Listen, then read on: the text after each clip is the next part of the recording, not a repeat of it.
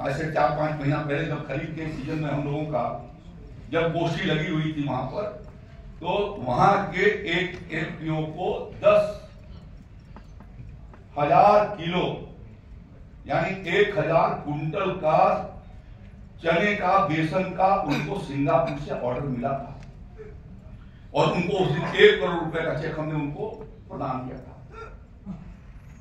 यदि हम प्रयास करें, वो भी किसान ही है। गोरखपुर के इस समय वो डीडी थे, अब जेडी हो गए, आए हुए हैं, उनको मैंने कहा था कि तुम आएंगे, हम खड़े हैं वहां पर और वो उसकी चर्चा करेंगे कि कैसे गोरखपुर में एग्रीगेटर के रूप में हमारे लोग, अभी जिनको पहला चेक किया गया, वो उन्होंने जो हमारी बहन आई थी, क्या नाम उसका, मानसी, तो मैंने पूछा कि किस बात के लिए आपने आपका जो काम कर रहा है, उन्होंने कहा फसल अवशेष प्रबंधन के लिए कर रहे हैं। अब फसल अवशेष क्या है? तो फसल अवशेष वो है जो आपका पराली है, फसल अवशेष वो है जो आपका छानस है। आप क्या कर रहे हैं? आप खेत में जला दे रहे हैं और वो क्या काम कर रही है, उसको कैसे खेत में हम उपयोग करें या उससे कौन दूसरी चीज बना करके और लोगों को हम उससे सुलभ करा सके, वो काम वो शुरू कर रही है। तो एक लड़की होकर के वो काम कर सकती है और हम नहीं कर सकते, हम नहीं कर सकते। और इसीलिए प्रधानमंत्री जी कहते हैं महिला शक्ति का सम्मान।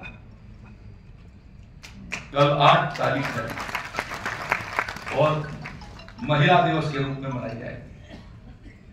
मैं चाहूंगा कि यहां पर कल जो महिला एफपीओ अग्रणी भूमिका अदा कर रही है, कल मैं नहीं यहां नहीं रहूंगा, लेकिन आप सब ऐसे महिला कृषकों का यदि कल यहाँ पर सम्मानित करते हैं तो इसकी का एक संदेश पूरे प्रदेश भर के निकल जाएगा। अब जो महिलाओं की चर्चा करता हूं तो मैं बनारस की अपनी महिला उत्पादक संगठन की बात करता हूं। आज से 2 साल पहले मैं कृषि विज्ञान केंद्र वाराणसी में गया था। वो मौर्य परिवार की वो महिला है, मैं नाम भूल गया उनका, सुमन देवी। तो कृषि विज्ञान केंद्र पर आई थी वो। मैंने आज जैसे आपसे हाथ उठवाया कि कौन से सीबीओ, उनसे कहा कि कौन लोग एफपीओ के हैं, उसमें से 3-4 लोगों का मैं सुनना चाहता हूं कि वो क्या कर रहे हैं। तो उसने बताया मेरे को कि मैं फूलों पर काम कर रही हूं। मैंने फूल पर आप कैसे काम करती हैं? उन्होंने कहा कि यहाँ पर बाबा विश्वनाथ का मंदिर है, दशाश्वमेध घाट है, वहां संकट मोचन का मंदिर है और दुर्गा कुंड में मां दुर्गा जी का है और सब जगह कई कुंटल फूल रोज चढ़ाए जाते हैं और हजारों मालाएं वहां पर लगती हैं। तो मैंने एक अपना स्वयं सहायता समूह बनाई और मैंने ये कहा कि अपनी बहनों को, जो गांव की बहनें थी उनकी समूह की, उनको बुलाया और बुला करके ये कहा कि यदि तो आप माला तैयार करोगी तो एक माला को के लिए हम आपको 1 रुपया के हिसाब से देंगे।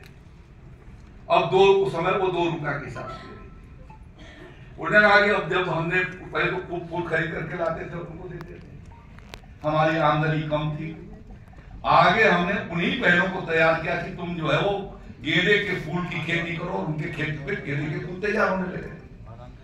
अब वो फूल उन परिवार के फूल आते हैं तो फूल की कीमत हम उनको अदा करते हैं, आकर के माला गूंजती है तो उसका कीमत हम अदा करते हैं और ले जाकर के और सब अब लोग खरीदार, माला खरीदने वाले हमारे गांव में चले आते हैं और माला खरीद करके लेकर के चले जाते हैं।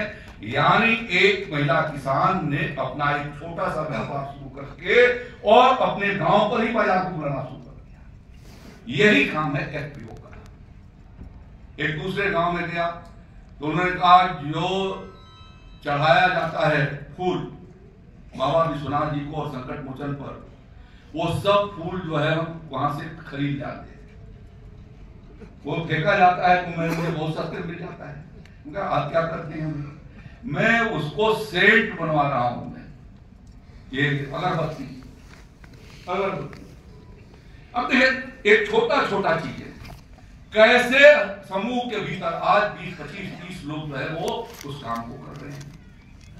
एक पांडे की भदोई के एफपीओ के हैं, उन्होंने कहा कि हमने 20 एकड़ के भीतर प्राकृतिक खाद्य यानी जो अभी आपने संकल्प दिया कि विष रहित खेती करेंगे, हम वही पेस्टिसाइड इंसेक्टिसाइड का इस्तेमाल करेंगे जो एग्रीकल्चर डिपार्टमेंट के द्वारा अलाउ होगा।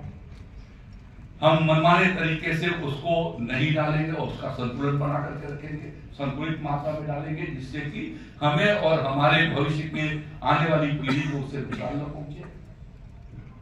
तो उन्होंने कहा कि हम 20 एकड़ में प्राकृतिक तरीके से गोबर गोमूत्र और डाल करके और वर्मी कंपोस्ट डाल करके हम सने सब्जियां पैदा की, और मेरी सब्जी इस साल जो है वो अरब देश को गई है, दुबई गई।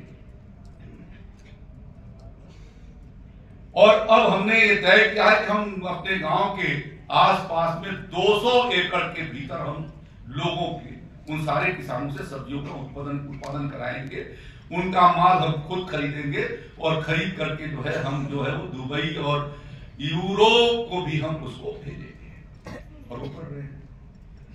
उनके साथ सैकड़ों किसान जुट गए हैं, तो जिस तरीके की सब्जी का डिमांड होता है उस तरीके की सब्जी वो उगा रहे हैं।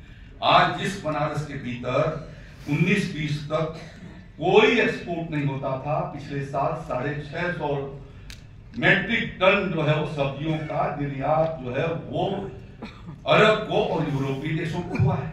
मिर्चा, वहां के किसानों ने क्लस्टर में मिर्चा पैदा करना शुरू किया।